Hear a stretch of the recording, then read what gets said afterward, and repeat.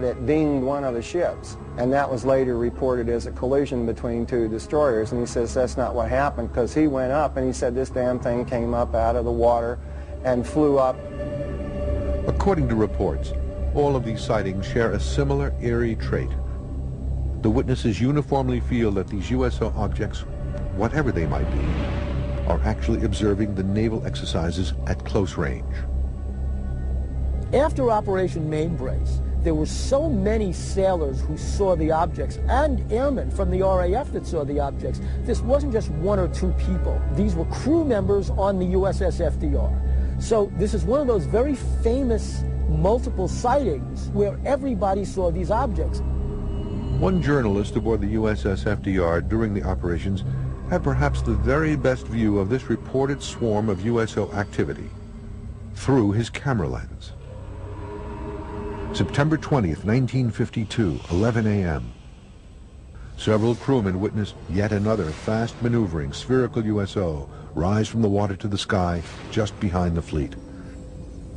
Journalist Wallace Litwin, on board the FDR documenting the operation, points his 35mm Canon camera at the horizon and quickly snaps two images of a fast-moving disk that seemingly defies all laws of gravity. The images were believed to have been studied by the Navy, but no official report was ever filed. Wallace Litwin took photos of the flying disc going over the USS FDR in Operation Mainbrace. I got copies of his photographs there. It shows the object going over the ship, and you see the ship's superstructure and part of a wing of an airplane. Just like a bright light going over a ship with the photos show, but they said it was like a disc light to some of the witnesses. USO sightings aboard the USS FDR during Operation Mainbrace were not exclusive to enlisted men and non-coms. Some believe that General Dwight Eisenhower may have even witnessed similar objects as a guest aboard the FDR. I have heard reports that Eisenhower was on the FDR when one of these sightings occurred.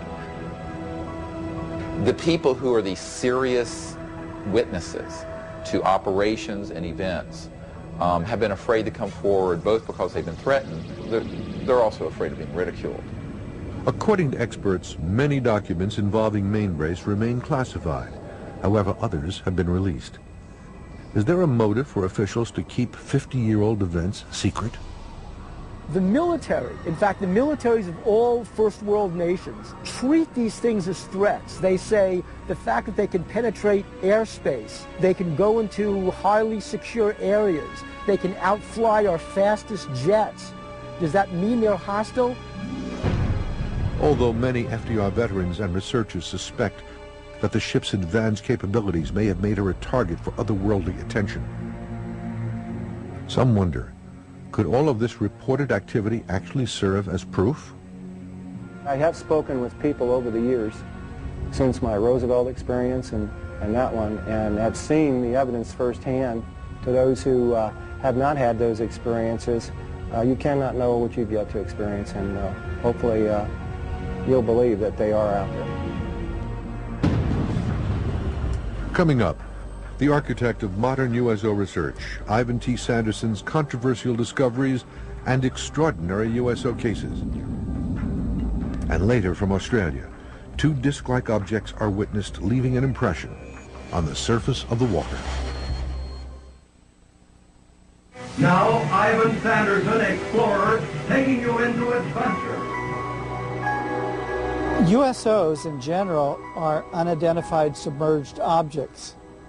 USOs have been in history for a long, long time, and an associate and friend of mine, Ivan T. Sanderson, did a study of them long ago. They are there all the time. They're in the data. They're a part of the phenomena. Even more frightening than extraterrestrials is what Ivan T. Sanderson said when he wrote the book Invisible Residents. They're not extraterrestrials. They're already here.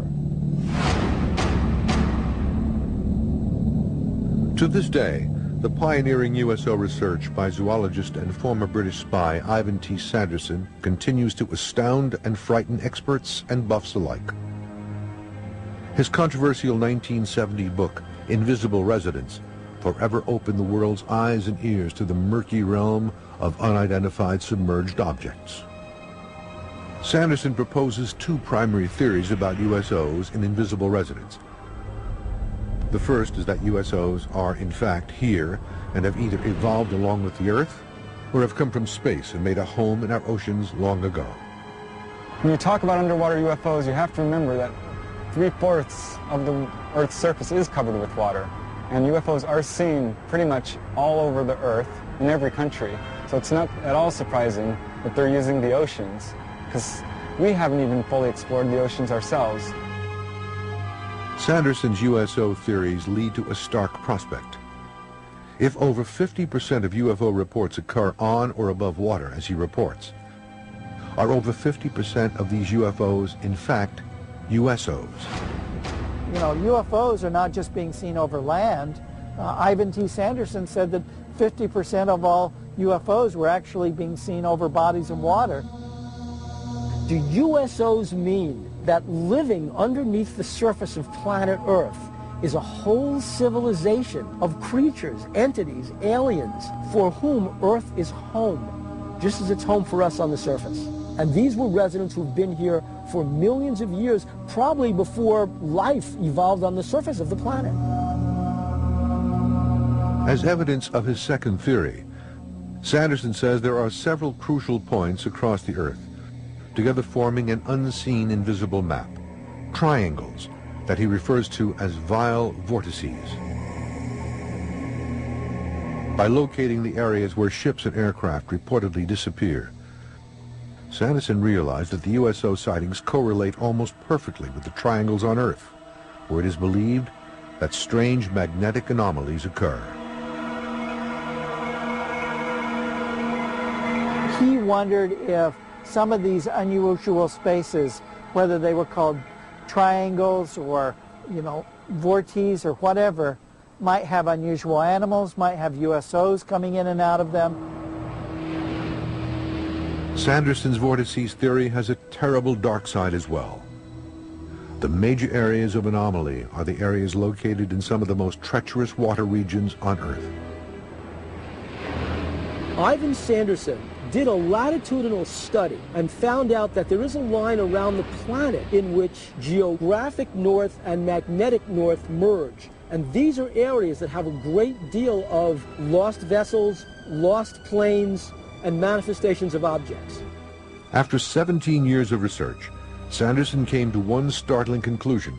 There is a clear link between the high number of USO reports and the areas of unusual gravitational or vortic poles on Earth. The specific areas where the two intersect are the mysterious triangle regions off Bermuda, Japan, and Australia. I think it's about time that somebody does go into this thing, instead of just sitting sadly and saying it doesn't exist, or saying it's a forgery, go ahead and prove it. According to Sanderson, this link is no coincidence. He believes that the unusual magnetic hotspots on Earth and high number of USO sightings are connected, and for a reason. In fact, some USO researchers have interpreted the vortices as likely locations of USO bases. Where he began to think about underwater bases. Are they aliens from outer space? Are they really interacting with us? And I believe that over time, at various times, there have been concentrated areas of extraterrestrial facilities that are based underwater, very deep and undetectable, where they've been observing what we're doing. USOs might be